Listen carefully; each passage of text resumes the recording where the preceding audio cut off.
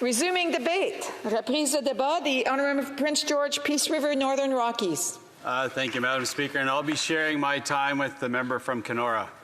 So we come forward tonight talking about the softwood lumber issue. Madam Speaker, it's been an issue that I've been very close to most of my life. My first job out of high school really was working at the local pulp mill and construction in Taylor, BC. That's where I learned to work hard, and it was in building this mill that was going to cost $150 million but provide hundreds of jobs over generations, using residual fiber that normally would just be waste fiber from the local mills. But what we've seen from this particular Liberal government, Liberal NDP government and provincial NDP government, particularly in my province, is inaction on the softwood file. But let's put this into context a little bit first, because I think folks out there, softwood lumber, what does that mean? Well, for me, it means jobs. I've already said that I've worked in the softwood sector, working on one of the mills. My kids have all worked, whether for a logging company, working on trucks, or working at an OSB mill, or, we're all very familiar with the forest sector. But from CBC, January 11th, 2023, we expect about 300 jobs in Prince George will be lost across Canfor Pulp Organization with the shutdown of the pulp line at PG Pulp and Paper Mill. This includes staff and hourly positions, a spokesperson for the company said in an emailed statement. CBC, January 25th, 2023. In an email to CBC News, Canfor said its plants in Chetwynd, so this is a different mill, Mr. Speaker, two different mills actually, all in my riding. CBC News, Canfor said its plants in Chetwynd employs 157 people, adding that where possible, employees will be prioritized for hiring and redeployment to other Canfor locations. And this is after it was announced that it would shutter that particular mill, a mill that was absolutely the backbone of Chetwynd. I recently talked to one of the councillors, former councillors in Chetwynd, and the parent has to go work in northern Alberta now because there's no longer a mill for her dad to work at. This is in Houston, BC, slightly out of my riding. It is said too early that the project planning has to fully understand how many of the 333 employees who work at the facility will be laid off. From Energetic City, September 2022. In May, the company stated, and this is about Fiberco, this is the mill that I worked at growing up, stated that the curtailment would most likely stay in place until the end of the fall. At this time, Ward had confirmed that around 80 employees had been affected, saying the company sincerely regrets its impact, and another 20 jobs would be lost. But it all comes around the inaction on the softwood lumber file. I was criticizing the Minister Ng, for her lack of inaction. I would ask her regularly about, Mr. Speaker, I asked her regularly when she was meeting with her partner, trading partner, our trading partner, Catherine Tai on the U.S. side, was she actually negotiating the softwood lumber agreement? I would constantly get no answer back. Well, we know in this place when they're not answering, that probably means it's not being discussed. But this is from 2021, Washington, May 16th. It said, but Tai told U.S. senators that despite higher prices, the fundamental dispute remains, and there have been no talks on a new lumber quota arrangement. No talks. None. Get this. This is Catherine Tai. In order to have an agreement and in order to have a negotiation, you need to have a partner. And thus far, the Canadians have not expressed interest in engaging, Tai said. And this was in 2021. Now they come to the table. They're finally actually talking about softwood lumber here. Great. But what happened about 6 years before? They did absolutely nothing about it. And that's why our mills were closing. But you know what, Mr. Speaker? This is all around, but this is their game. 2025 and by 2025 by 2025, protecting lands and waters by 2025, upping that to 30% by 2030. This is all part of the game, is to shut this stuff down with a bunch of other different excuses as the reason to do so. What we need is better forest management, Mr. Speaker, and this, according to Jesse Zeman, forestry could play a critical role in mitigating the effects of wildfire by reducing fuel loads and thinning forests.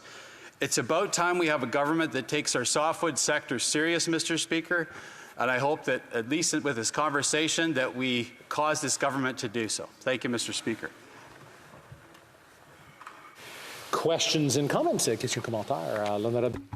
The Honourable Member from Château-Califat. Thank you, Mr. Speaker. To the speech of my colleague with great interest. Clearly, he wants to tell us that he supports the softwood lumber industry, and I know that Conservatives in general talk a big game when it comes to supporting the industry and Canadian workers, but unfortunately it's all talk and no action.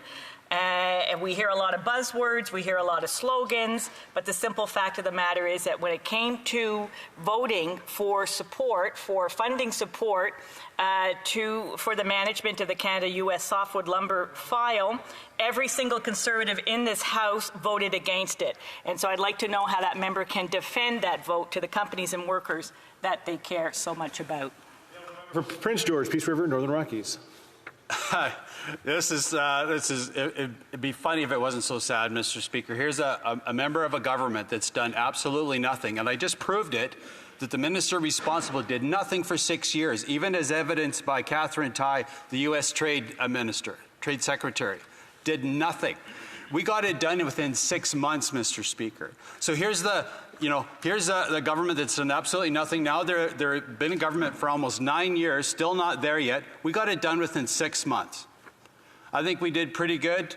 My hope is that they get to the U.S., negotiate a softwood lumber agreement, so these mills that I talk about that are where I'm seeing jobs lost in my very own riding and constituency by the hundreds. Mills being shut down by the hundreds. Is it for lack of trees? I fly over our forests twice a week, and there's lots of trees in British Columbia. We just need to make sure that they have a reason to go and log. Thank you, Mr. Speaker. Question et commentaire, l'honorable député. Questions and comments? The Honourable Member from Jonquière. Thank you, Mr. Speaker. There's a fairly simple solution to support forest companies that was presented to us from members of this industry, and that's to offer them access to equity to get through the crisis that we're facing today. Members of the industry have said we need to have access to more equity so that we can invest in our infrastructure. Would my colleague be in favor of a federal program to allow these companies to have better access to cash flow?